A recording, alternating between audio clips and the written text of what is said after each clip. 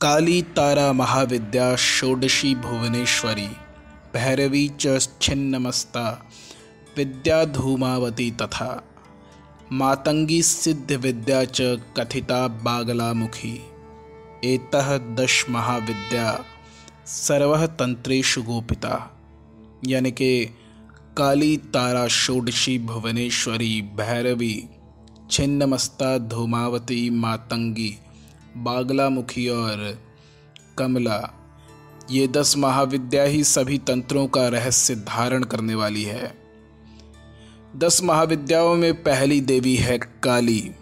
काली का अर्थ केवल ये नहीं कि वो शरीर से काली है। काली का अर्थ है जो काल यानी मृत्यु की प्रतीक हो।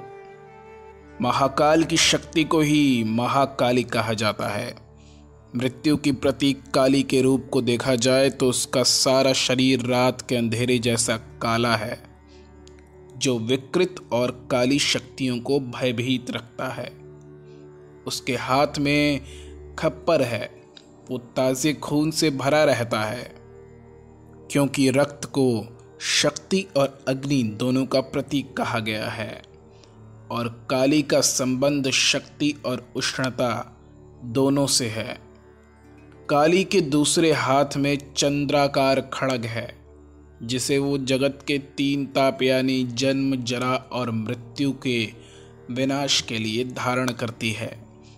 उसके तीसरे हाथ में एक राक्षस का कटा हुआ सर है, जो पापियों को ये संदेश देता है कि पाप करने वालों का काली अंतिम हश्र यही करती है। ये इतनी भयानक, इतनी उग्र है, दुष्टों और अत्याचारियों के लिए उनसे अधिक उग्र और अत्याचारिणी हैं, किंतु है तो माता का ही स्वरूप। सोने के ऊपर कितनी ही कालिख लगी हो, वो रहता तो स्वर्ण ही है।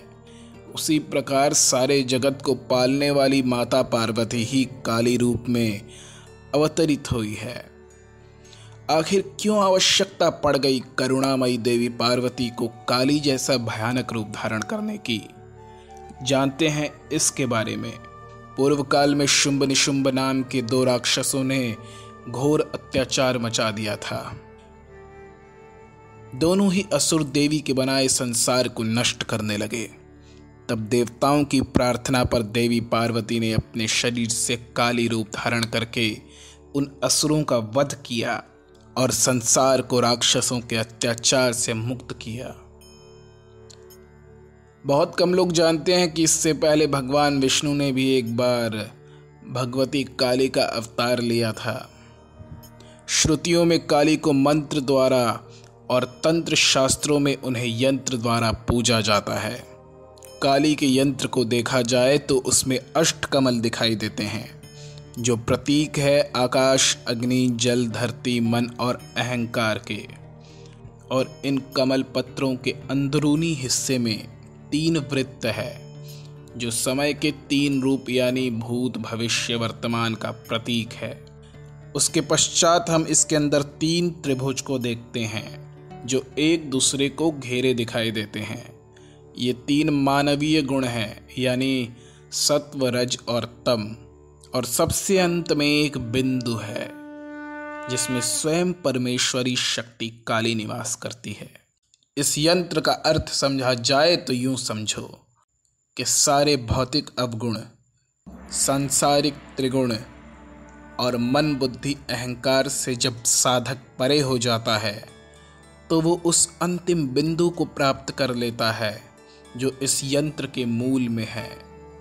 उस परम शक्ति भगवती महाकाली को ओम जयंती मंगला काली, भद्रकाली कपालिनी, दुर्गा क्षमा शिवा धात्री, स्वाहा स्वधा नमोस्तुते।